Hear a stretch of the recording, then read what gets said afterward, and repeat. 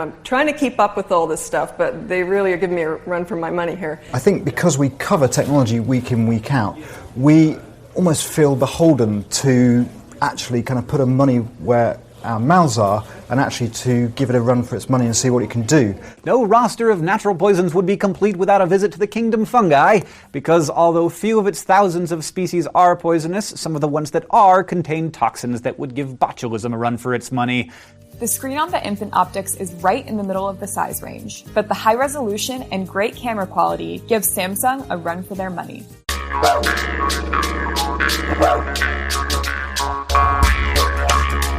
G'day guys and welcome to Aussie English.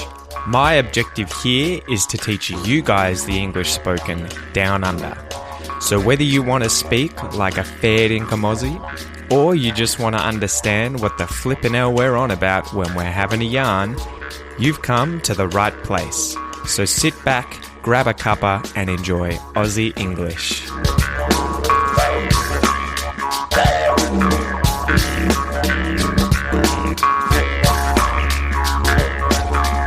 G'day you mob and welcome to this episode of Aussie English, the number one podcast for anyone and everyone wanting to wrap their heads around Australian English. Aussie slang, Aussie expressions, Aussie culture, history, news and current affairs, everything related to Australia, right? That is the whole point of this podcast. So guys, if it's your first time listening, welcome. It's great to have you here. It is a pleasure to be creating this content to help you with your English comprehension. And if you are a return listener, welcome back. It's good to see you again. You know, familiar faces are great.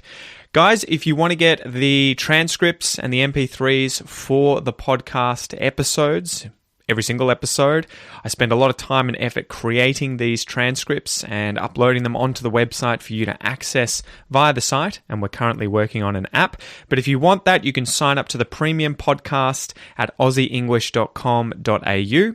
If you want to get access to my courses, such as my pronunciation course and the recently released Real English Discussions course, among other courses, again, you can go to aussieenglish.com.au. And lastly, guys, check out the Academy at aussieenglish.com.au, which is full of all the courses that I've created that go with these podcast episodes, as well as weekly classes with an Australian English teacher. He gives 30-minute classes 3 times a week with a group of you guys. They're meant to be about discussing different topics related to Australia and the rest of the world to help you with your speaking. And yeah, in other news, I guess I'm sort of redoing the Academy. I'm thinking about closing it down where no one will be able to sign up for a few months and re-jazzing things, doing a bit of a reno, right? Renovating the Academy if it were a house, which it's not. So yeah, reworking it. So I'm thinking about doing that in the near future when I have some time. But yeah, stay tuned for that. Anyway, bit of an intro there, guys, but let's get into today's episode. So the expression is to give someone a run for their money. To give someone a run for their money. Have you heard this expression used before in English? I believe this is one that's fine to use anywhere. It's not specific to Australia. You'll hear British people saying it. You'll probably hear South Africans, New Zealanders. You'll hear Americans saying it. To give someone a run for their money. Wonder if you know what this means. Before we get into that, let's go through a little joke. And I was like, how can I tie this in with the expression? So I found a joke about money, okay? It's a bad one, as always, but yeah, it's a pun. It's a word, play on words, right? It's a joke that's a play on words. Here we go. Why should you always borrow money from a pessimist? Why should you always borrow money from a pessimist? So a pessimist is someone who is very negative, right? The opposite of an optimist. Someone who always assumes the worst things are going to happen. They are a pessimist. So why should you always borrow money from a pessimist? Because they'll never expect it back. Get it? They'll never expect to receive the money returned to them, right? They'll never think about the possibility of ever seeing that money again. They will have kissed that money goodbye when they gave it to you because they're a pessimist, right? They're a very negative person, always assuming the worst as opposed to an optimist. who would assume the money would come back, right? So why should you always borrow money from a pessimist? Because they'll never expect it back.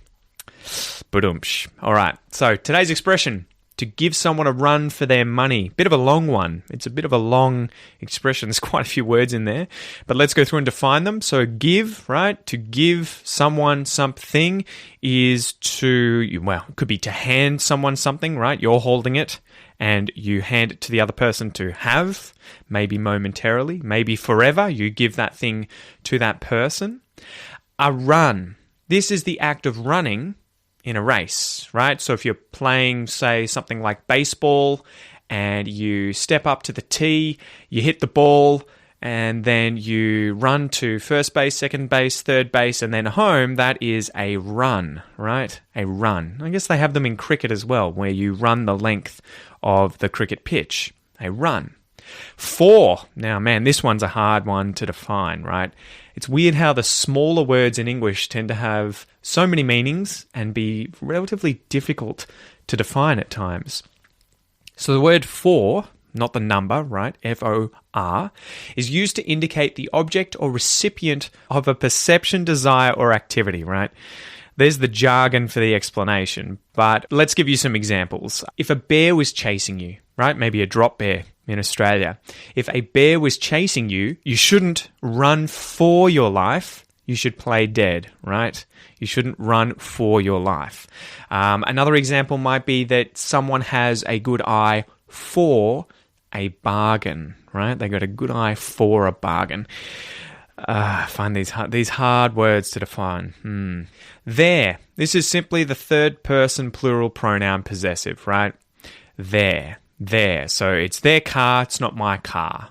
These keys are their keys, they're not my keys. And the last word here, money, is just coins and banknotes, right? You open your wallet up, you hopefully got some money inside your wallet. So it could be coins, could be banknotes, money, right? They're a sort of medium that you can exchange in order to purchase things or sell things. So, what does the expression to give someone a run for their money mean? It means to challenge someone, to provide someone or something with challenging competition, to give them a run for their money. And it's got an interesting origin. I looked this up and it comes from horse racing, where if you want a run for your money, it is that you want a horse to do well in a race that you've put money on, right? You've bet money on that horse and you want it to run for your money. You want it to participate in that race. And so the thing is, sometimes horses can be taken out of races after people have already placed money on them, after they've already placed bets on those horses. And so if that happens, the bettors don't get a run for their money, right? They don't have a chance to win money because the horse is gone. So if the horse is in the race, they want a run for their money. They want that horse to challenge the competition, to provide the rest of the horses with challenging competition. So I guess the horse is giving the other horses a run for their money, but also the better. Anyway, to make it more clear, let's go through some examples. So number one, imagine you're a coach of a local footy club in rural Australia, right? Footy, football, could be AFL footy, could be rugby, depending on which state you're in. They use that term footy to refer to that. Weirdos in Queensland. Anyway, so you're the coach of a local footy club. Your team isn't made up of pro athletes, right? Far from it. Instead, it's made up of everyday Joes, just blokes from down the street. They have everyday jobs, they're middle-aged, maybe they're dads, they're just your average Joe, everyday guy. And they only train once a week as a result before the Saturday game. So your team plays through the season, does pretty well, and the grand final's coming up, and it turns out that your team has managed to earn a place in the grand final and has a chance of winning the premiership, right? The championship, whatever you want to call it in that case. However, to give the other team a run for their money, you'll have to get your players to train extra hard in the lead up to the final match, right? They'll have to maybe knock off from work early a few days in the week leading up to the game. They'll have to do some extra workouts, put in the hard yards, do some fitness training in order to give their opponents a run for their money. So hopefully they give them a run for their money and they win the finals. Example number 2. This is a bit of a romantic example. Imagine you are starting year 12 at school, right? The final year of high school in Australia, year 12. And you notice there's a new girl. She's come from a different school. She's moved to your school and she's completely new, doesn't know anyone, right? Pretty quickly you think, oh, she's really attractive. She seems really nice, and you get the hots for her. So over the following days and weeks, you sort of see her around school and you start to develop a bit of a crush on her. You get the hots for her, right? You start to sort of have I guess what would that be? A romantic interest in this girl. So you notice also, though, that a whole bunch of other blokes, well, kids at school, have also, had their interest piqued by this girl. They're also wanting to ask her out on a date. So you want to beat them to the punch and know your only way of getting a date with this girl is by making a good first impression when you finally strike up the courage to chat with her. So you pluck up the courage one day, hoping you'll give the other guys a run for their money and sweep her off her feet. However, unfortunately, you end up sort of lost for words and your attempt to chat with her ends up going badly, right? You fall flat on your face, you make a bit of a fool of yourself, and the other guys end up having a chance after all. So you didn't manage to give them a run for their money. The last example here is imagine that you are a wildlife photographer who's recently gone on a trip to a country in Africa, maybe somewhere like Namibia, right? So you went on safari, you're taking heaps of different stunning photos of the picturesque landscape and the majestic wild animals, the beautiful wild animals, things like elephants, lions, buffalo, wildebeest, cheetahs, and you're just really enjoying yourself. So between outings, though, when you go back to your camp, you're busily editing all these photos and then posting them up online. And when you get home from the trip, once it's completely finished, what you're hoping to do is to submit these photos, at least the best ones, into different photography competitions to try and, win some money, maybe become a little bit famous. So on your trip during one day, you ended up taking an absolutely phenomenal photo of a cheetah, right? Sitting on its mound with a bunch of cubs. The sun was just right. The light was beautiful. And when you're done editing the photo, you know it's a real winner and will definitely give any competition in these photography comps a run for their money, right? It's a ripper. It's a real beauty of a photo. It's definitely going to give everyone a run for their money. So there you go, guys. That is the expression to give someone a run for their money, to challenge someone, to provide someone or something with challenging competition. So let's have a quick listen to those phrases again that you heard at the start of this episode and see if you can understand now the context of them using this expression. Let's go. I'm trying to keep up with all this stuff, but they really are giving me a run for my money here. I think because we cover technology week in, week out, we almost feel beholden to actually kind of put our money where our mouths are and actually to give it a run for its money and see what it can do. No roster of natural poisons would be complete without a visit to the kingdom fungi, because although few of its thousands of species are poisonous, some of the ones that are contain toxins that would give botulism a run for its money. The screen on the Infant Optics is right in the middle of the size range, but the high resolution and great camera quality gives Samsung a run for their money. All right, good work. So now let's go through a little listen and repeat exercise. We'll talk about a quick Aussie English fact, and then we'll finish up for the day. So listen and repeat after me, guys. Let's go. To give. To give someone. To give someone a. To give someone a run.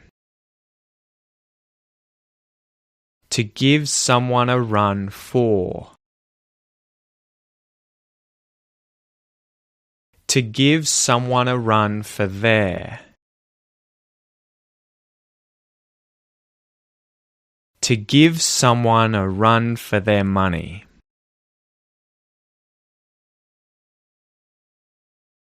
To give someone a run for their money.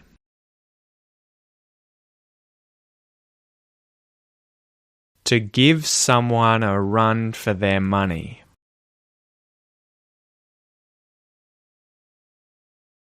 To give someone a run for their money.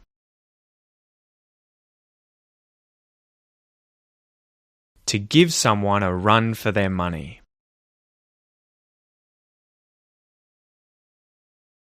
I'm gonna give him a run for his money.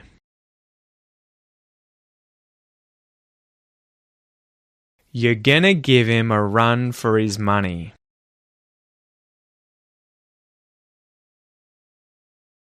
She's gonna give him a run for his money.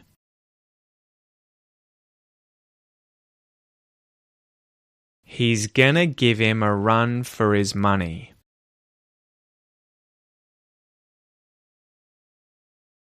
We're gonna give him a run for his money.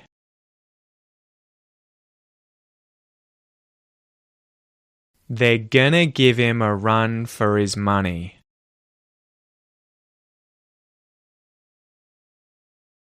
It's gonna give him a run for his money.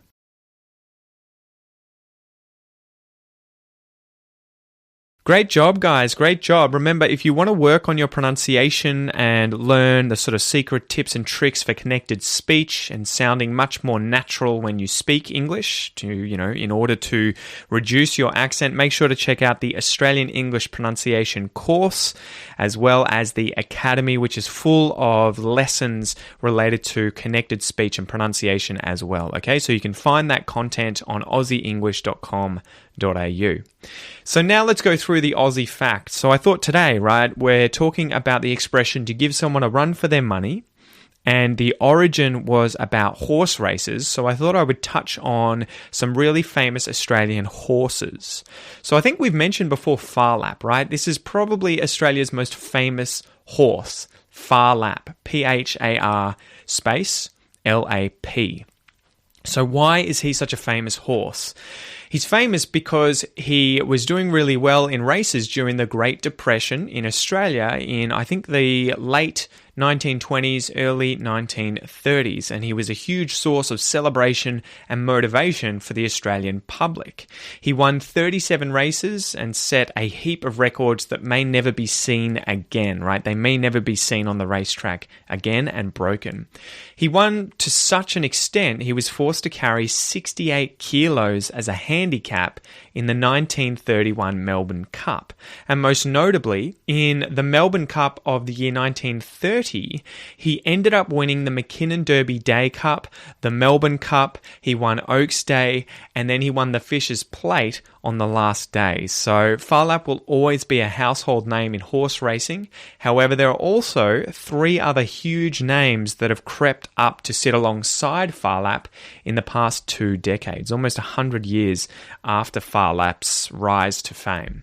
So these 3 horses are Mackay Diva, Black Caviar, and Winx. I wonder if you guys have heard of these horses before. So let's go through a little bit about each one. Mackay Diva was famous in the early 2000s. At the 2005 Melbourne Cup, she was running to win it for the 3rd year in a row and completely dominated the field. She decimated the competition. She definitely gave them a run for their money. She's the only horse in history to ever win a race in 4 Melbourne Cup weeks.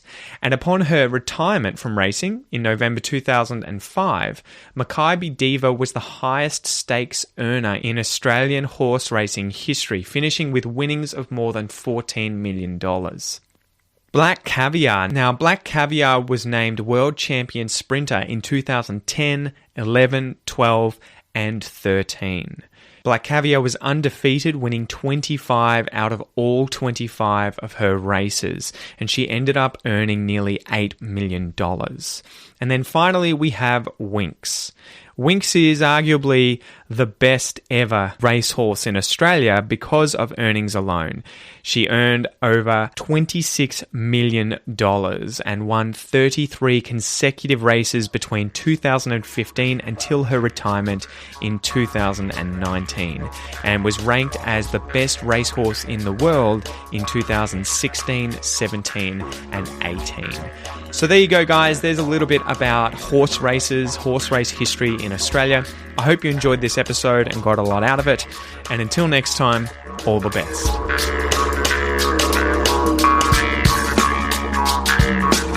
G'day, mate. Thanks for listening to the Aussie English Podcast.